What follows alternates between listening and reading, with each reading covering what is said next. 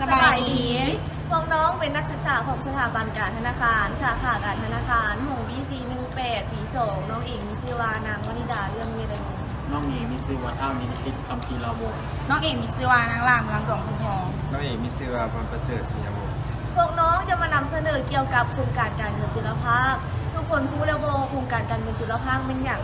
ถ้ายังบ่ฮู้เดี๋ยวพวกเขาพาไปฮู้เกี่ยวกับโครงการการเงินจุลภาคให้หลายขึ้นซึ่งจะเป็นแนวใดนั้นมารับชมนะคะฟังพร้อมๆกันเลยคนพูดแล้วบอกว่าโครงการการเงินจุลภาคแม่นอย่างโครงการการเงินจุลภาคเป็นโครงการระดมเงินทุนขนาดน้อยขนาดกลางให้แก่ประชาชนผู้ที่มีรายรับต่ำที่บ่สามารถเข้าถึงธนาคารได้แต่อยากเฮ็ดธุรกิจอย่างหนึ่งแต่บ่มีเงินลงทุน ฝันโครงการการเงินจุลภาคมีกองทุนเกิดขึ้นหลายไม่ว่าจะเป็นกลุ่มอาชีพกลุ่มออมทรัพย์สินกองทุนบ้านกองทุนแม่ยิงและกองทุนอื่นๆกรมสถาบันการเงินแห่งสปป.ลาวได้คำนึงถึงความเป็นอยู่ปากท้องของประชาชน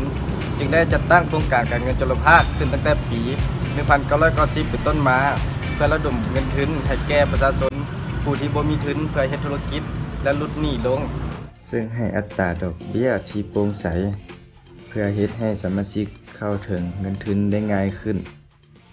ซึ่งจะเป็นแนวใดนั้นพวกเราเบิ่งภาพตัวอย่างพร้อมๆกันเลยเอ้าเป้มันเป็นอย่างนี้ กูแบบทุกจะไหนกูเดียวนี่นะแบบกูยังมีเงินลงทุนให้ธุรกิจแบบน้อยๆก็ได้อะนะแต่กูบ่รู้ว่าสิกู้เงินนี้ใส่มึงพอรู้บ่ กูกับบุฮู้กันในเรื่องนี้กูก็ช่วยบ่ได้เลยฮู้เลยเรื่องนี้ กูเทศจังไหนวะแบบกูทุกข์ขนาดช่วงนี้มืดแปดด้านเลยมีทางออกแบบกูอยากมีเงินแบบมาลงทุนเฮ็ดธุรกิจน้อยก็ได้นะพอมีเงินมาโรงเรียนพอมีเงินให้พ่อให้แม่ เอ้าไปกับแซกก่อน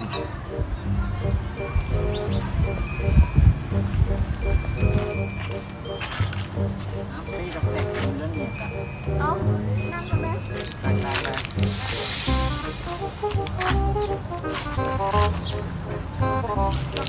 โอ้กล้องพอฮู้บ่นั่นกู้เงินบ่ว่าเป้อยากได้เงินไปลงทุนกิจการน้อยๆพอฮู้แนะนำให้เป้บ่ กับพ่อผู้อยู่ ตอนนี้เขาแบบได้มีเงินเทศธุรกิจนะแบบครอบครัวมันมืดแปดด้านเลยมีทางออกเลยแบบ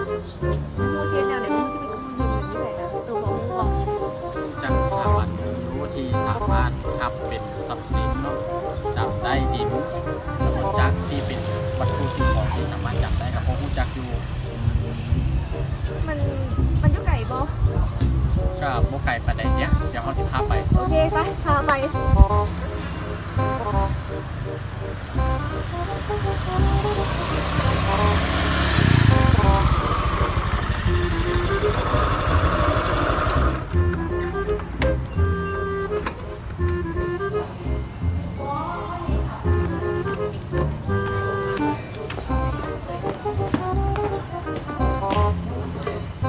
สบายดีเลยโดยสนามโดยมีอย่างให้ช่วยปะเนาะ ดีมูต้องการจะพูดอยู่เลยมาในนามสถาบัน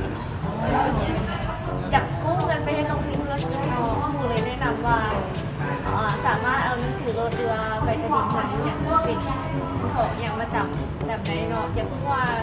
จำสามารถกู้เงินได้เท่าไหร่ สถาบันการเงินจุลภาคเราจะมีการปล่อยเงินกู้ให้แก่ลูกค้าว่าจะเป็นระยะสั้นระยะกลางและระยะยาวโดยระยะเจ้าเพื่อนเป็นมีหลักทรัพย์ค้ำประกันมีใบสัญญากู้และที่อยู่เพื่อนมีก็สามารถกู้ยืมได้เลยโดยเส้นเลยเจ้า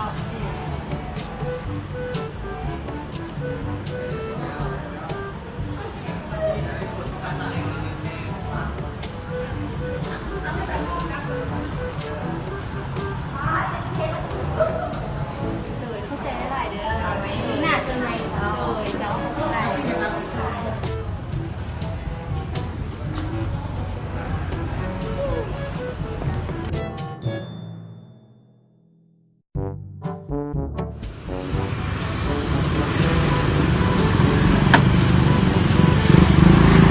เฮ้ย เฮ้ยเอานั่งช่วยใส่มานี่ มาเจ้าเนี่ย นั่ง เขาเป็นในเปิดห้านใหม่ว่ะ ตั้งแต่ไปกู้เงินมา เ ชีวิตโคตรดีเลยกูเปิดร้านไงบอ ดีใจแล้วดีใจแล้ว ชีวิตโคตรดีขึ้นมีสิ่งกระเบิดละเดี๋ยวตอนนั้นให้กินเอาน้ำเย็นๆน้ำเย็นๆเมื่อไหร่กูพาไปเลี้ยงเสียเมื่อไหร่กูพาไปเลี้ยงเสีย 3-4เด้อ ถามทีต้นทุนก็ดี